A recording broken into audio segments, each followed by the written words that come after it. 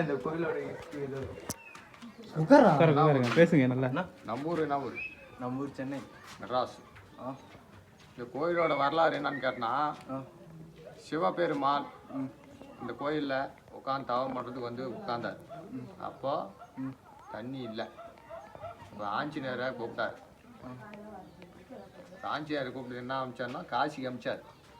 காசிக்கு அமைச்சும் போது தீர்த்தம் எடுத்துணுமா பூஜை பண்ணணும். தீர்த்தம் எடுத்து போகும்போது இங்கே அந்த டைமுக்கு வந்துச்சா இல்லை. அந்த 9 மணினா 9 மணிக்கு பூஜை முடிச்சாகணும். அந்த 9 மணிக்கு வரல. அந்த 9 மணிக்கு வர்றதுனால ராமரை கூப்பிட்டாரு. சிவனே ராமரை கூப்பிட்டு அம்பு விட்டார் மேலே மலை. இப்போ போகிற இடம் நீங்கள் அங்கே தான் போகிறீங்க. ஆமாம், அந்த அம்பு பாட்டாட்டத்தில் 5 தீர்த்தம் வருது. 5 தீர்த்தம்னா ராமர் தீர்த்தம், அகத்திய தீர்த்தம், அக்னி தீர்த்தம், கன்னி தீர்த்தம், 5 தீர்த்தம் வருது. அந்த 5 தீர்த்தமும் 5 பூதங்கள், 5 பூதம் 5 சாமி அந்த தீர்த்தத்துக்காக உட்காந்துக்குது காவல். அதுக்கு அந்த தீர்த்தம் வந்து சகல நோயுமே குணப்படுத்தும். உடம்புல எந்த வியாதினாலும் சரி பண்ணும்.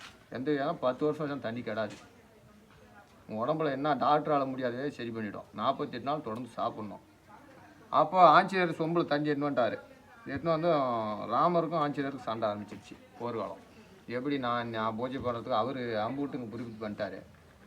வந்து சண்டை அடிக்கும்போது சொம்பு தூக்கிங்க போகும்போது அனுமதி ஆற்றுல பார்த்துக்கல. அனுமதி போய்க்க மாட்டேங்க. அங்கே ஆற்றுல போய் விழுந்துருச்சு சொம்பு. அங்கே ஒரு தீர்த்தம் ரெடி ஆகிடுச்சு. அதான் சிவன் எழுந்து வந்து ஃபஸ்ட்டு தீர்த்தம் அவரை பார்த்துட்டு தான் அங்கே வரணும். இதோட ஐதீகம் அதுதான். இதோட ஐதீகம் அப்படின்னு இன்னொரு விஷயம் என்னன்னு கேட்டால், உன்னை பிடிச்ச தோஷங்கள் பூரா கழியும். தீர்த்தத்தில் போய் குடிச்சுன்னா சகல தோஷமும் கழியும். ஒரு ஐதீகம். எப்படியாப்பட்ட இதுவும் சரியாயிடும். உள்ள போய் வெளியே வாங்கினா தீர்த்தம் பார்த்தா மூழ்கி தண்ணி க்ளீன் ஆகிடும். நீ 10 பேருக்கு கொண்டு போய் கொடுக்கலாம் வீட்டில். 10 வருஷம் தண்ணி கிடாது. இதோட ஐதீகம் அதுதான். முக்கியமான இது வேணும்னா மேலே பாம்பாடி சித்திர கூட அந்த காலத்தில் உட்காந்து கோட்டா கிணறு இதெல்லாம் மேலே இருக்குது. ஆமாம், அங்கே போனோம், உச்சிக்கு போனோம். அதெல்லாம் ரகசியங்கள்லாம் பார்க்கணும். அங்கே தான் போனோம். அங்கே ஒரு அதர்ஷ்ட தீர்த்தம்னு ஒன்று வருது. ஒரு 1000 பேர்த்தில் ஒரு ஆளுக்கு தான் கிடைக்கும். உனக்கு அதர்ஷ்டம் இருந்தால் தான் கிடைக்கும். 100 பேர்த்தில் ஒரு ஆளுக்கு வச்சுக்கோ. கை நெட்டா 3 சொட்டு தான் அவ்வளோ பாறையிலேருந்து. கை வெறும் பாறையிலேருந்து கும்பிட்டு கை நெட்டா 3 சொட்டு. அது மாதிரி இடம்லாம் இருக்குது. இது சிவபெருமான் கிட்ட வந்து போனால் உன்னோட இது கஷ்டப்பட தீரும். தீர்த்தத்தில் குடிச்சது தான் ஐதீகம். வேறு எதுவும் இல்லை. உங்கள் பேர் என்ன? தெய்வகுமார். இதை பற்றி உங்கள் கருத்து என்ன? இதை பற்றி என்ன கருத்துனா, அந்த தீர்த்தம் வந்து வருஷம் 308 நாளும் நிற்காது. ஒரே அளவு தான். மழை பெஞ்சாலும் ஒரே அளவு தான், வெயில் அடிச்சாலும் ஒரே அளவு தான். போய் உள்ளே போய் பாருங்க, ஒரே தீர்த்தம் வந்துனே தாக்கும். இதுதான் தீர்த்தத்தோட வரலாறு. தீர்த்தம் வந்து 5 தீர்த்தம் பாரு. மழை பெஞ்சு நிறைய மழை பெஞ்சு ஊர் போனால் தண்ணி அதே அளவு தான். 5 தான் வரும். போய் பாருங்க. பழைய காலத்து கோயில் இப்போல்லாம் சுண்ணாம்பல் காட்டு கோயில் இப்போ வேலை நடக்குது.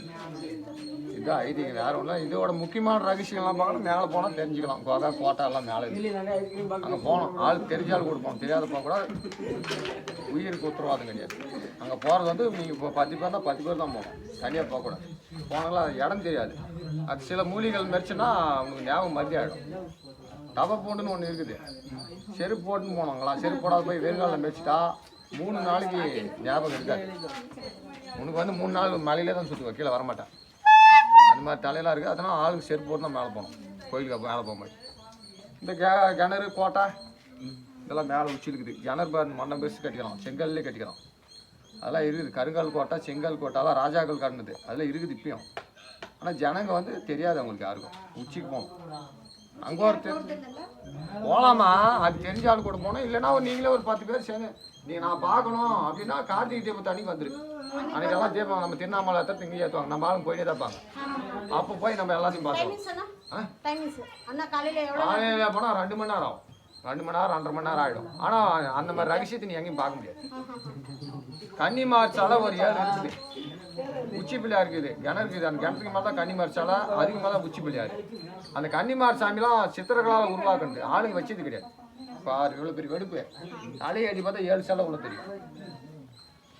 7 சிலை தெரியும்னா நீ எதுவும் உள்ளலாம் போக முடியாது. பாம்பு தான் உள்ளே போகும். அந்த 7 சிலை பாறைக்குள்ளே எப்படி வந்துச்சு? சாமி உருவாக்குறது. அதெல்லாம் சித்தர்கள் மட்டும் அவங்க நாம் சித்தர்கள் நட மாட்டோம். காடு